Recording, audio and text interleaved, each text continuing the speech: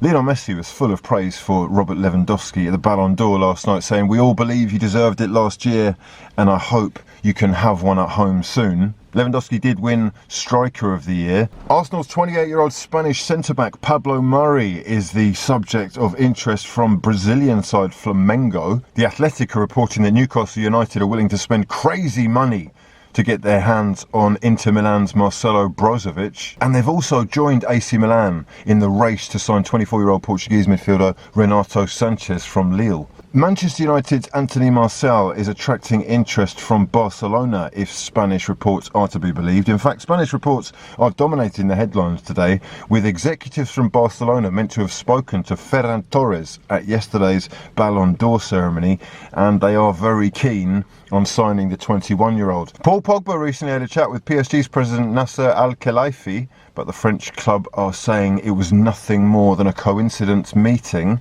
That's from The Athletic. Manchester United are set to watch RB Leipzig midfielder Amadou Haidara with a view to a possible move. Liverpool's 24-year-old centre-back Nathaniel Phillips is attracting interest from West Ham. Wolves have struggled to find a buyer for 25-year-old Spanish winger Adama Traore, who only has 18 months left on his contract and are now willing to lower their price to about £20 million. Real Madrid's Dominican Republic striker Mariano Diaz has emerged as a Leeds United target. Chelsea's Malang Sarr has only made 3 appearances since joining the club last year, and he is now being targeted by Inter Milan.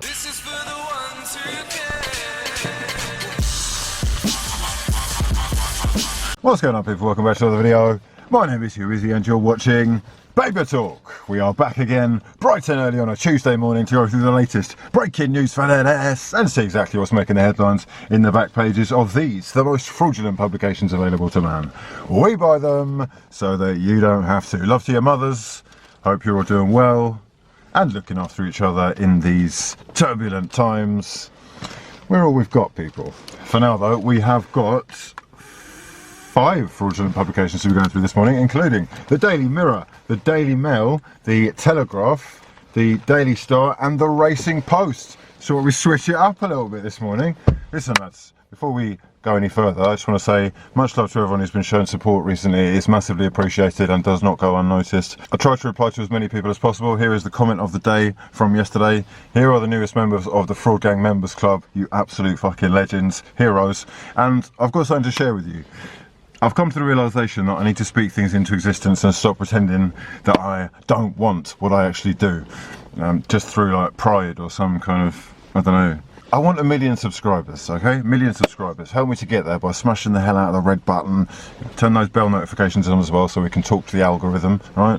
Let's make this happen. Any advice or any tips on how I can make that happen faster than the projected 52 years that it's going to take me would be appreciated.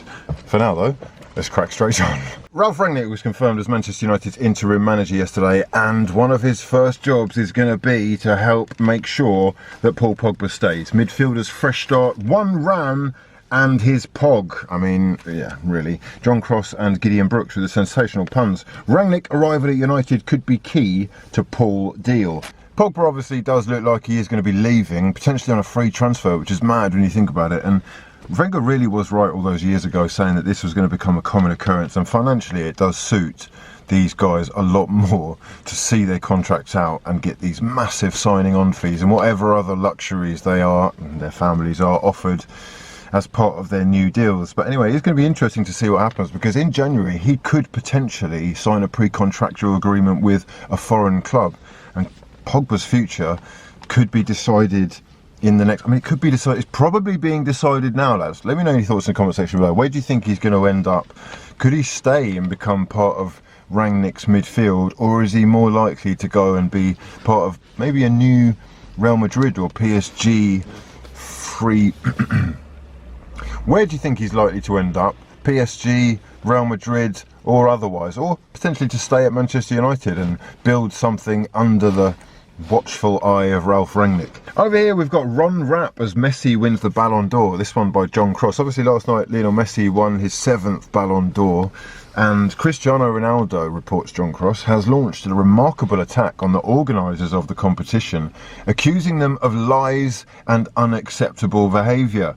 He's obviously won 5 Balon d'Ors himself before, but he's furious at these claims that have been made by a guy called Pascal Fer, who has said that his only ambition is to win the prestigious trophy more than Lionel Messi.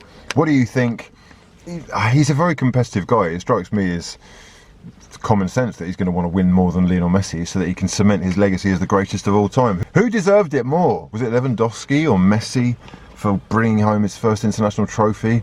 Or, you know, someone else? And down here we have got a piece by Simon Bird on Eddie Howe and rash to pledge a cash splash.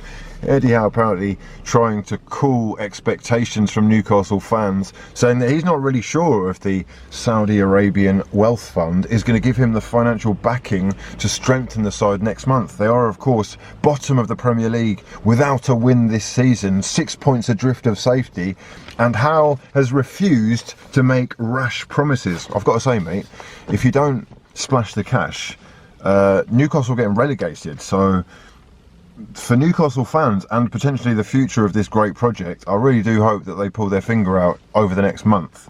On the back of the Daily Telegraph, we have got Rangnick focused on saving United's season amid fears he could miss the Arsenal clash. Ralf Rangnick pledging to do everything in his power to save Manchester United's season, help them qualify for Champions League football, and it really does hang very finely in the balance right now, doesn't it? They are 5 points adrift of Arsenal right now, who are 5th, level on points of West Ham in 4th, and with the biggest game of the season on Thursday, that Rangnick is not sure whether he's actually going to be there for in person due to visa and also the requirements. If they were to lose that game, it could really put the new boss under pressure. He has got 6 months to change things around, and word is that he is not going to leave any stone unturned. The squad, he says, is full of talent and has a great balance of youth and experience, and all his efforts are going to be on helping these players to fulfil their potential. A little piece here on Roman Abramovich, who's actually been at his first Chelsea match at Stamford Bridge for 3 years. The cameras didn't pick him up, but he was there for their 1-1 draw against Manchester United and was hosting the Israeli president Isaac Herzog for a small event to campaign against anti-Semitism. Great piece by Jason Burt here, who is basically saying if Ronaldo is a casualty of Rangnick's new regime, then so be it. United must build their team around a plan and not a player.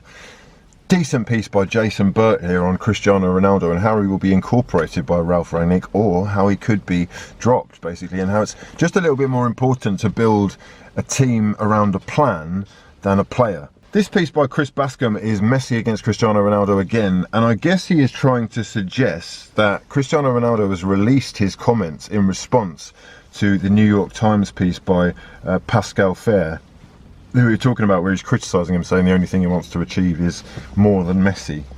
They're saying that he timed the release of those comments to coincide with the start of the Balon d'Or ceremony, tit for tat, if you will. Let me know your thoughts. In contrast to the piece that I was just reading, in contrast to the Howe interview that he's given, where he says that they should curtail expectations, Newcastle flops on trial as transfer window looms.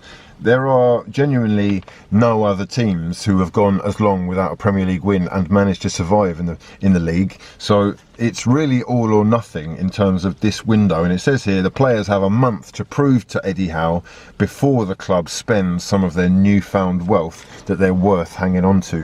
Who's going to make the cut? I guess Saint-Maximin is one of them. I'm genuinely struggling to think of many others. Who Callum Wilson, I guess, maybe. But yeah, you're looking at a lot of change at Newcastle, and it's going to have to happen very quickly for them to make it.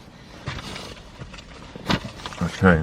On the back of the Daily Star, we've got a big piece about new United boss plans his first moves. Ralf Rangnick flying in this morning, hopefully before 4 AM, and his first issues are going to be how to deal with Paul Pogba's situation, transfer targets for the January transfer window, and of course the managerial hunt for his successor. Over here we've got the Balon goes up, the fight again between Cristiano and Messi. Down here an interesting one with Thomas Tuchel saying that the fixture list is just getting too much, and with the Club World Cup having already been delayed, they are going to have an incredible fixture pile-up because they are still in the Carabao Cup.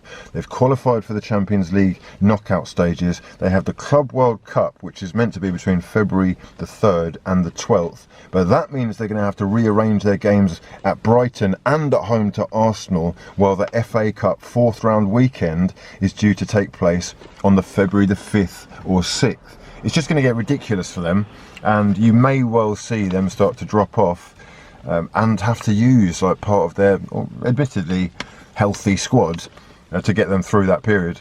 On the back of the Daily Mail, Tottenham have been dragged into the fraud investigations involving Juventus and their transfer activity.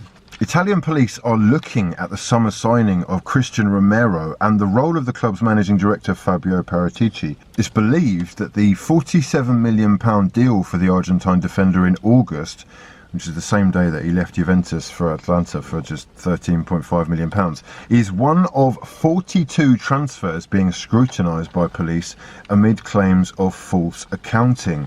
Some of the other deals that they're looking at are João Cancelo and Danilo's swap deal, Arthur and Pjanic, and a whole host of others where the maths just isn't adding up. If you know of any fraudulent looking transfers or anything fraudulent in the world of football, please do send it to me on here in the comment section below or on twitter.com/hughwizzy, and I'll try and do my best to make a decent video out of it. On the back of the Racing Post, different one today, I thought we'd just try it. It's got quite a lot of football in and it's quite statistical, so I'm quite up for reading this one. Newcastle versus Norwich on Amazon Prime tonight. Interesting. I wonder what that's going to be like. What do you think about the Amazon Prime offerings so far in terms of like delay, the use of stats, the commentary? Let me know.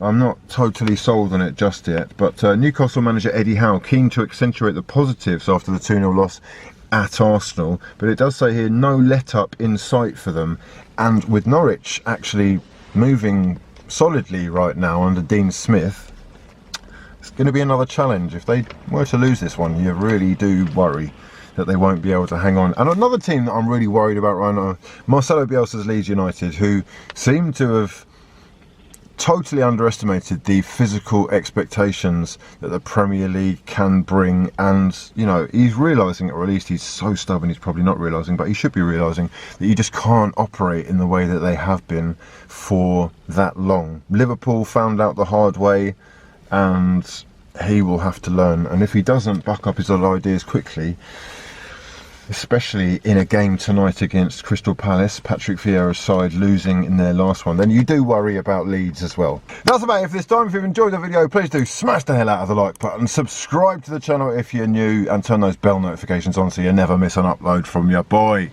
For now though, you can catch me on all the appropriate social medias, and we have got the For the People podcast channel as well for you to check out, links in the description box below. For now though, I've been HUGH, and this has been a lot of fun. Peace.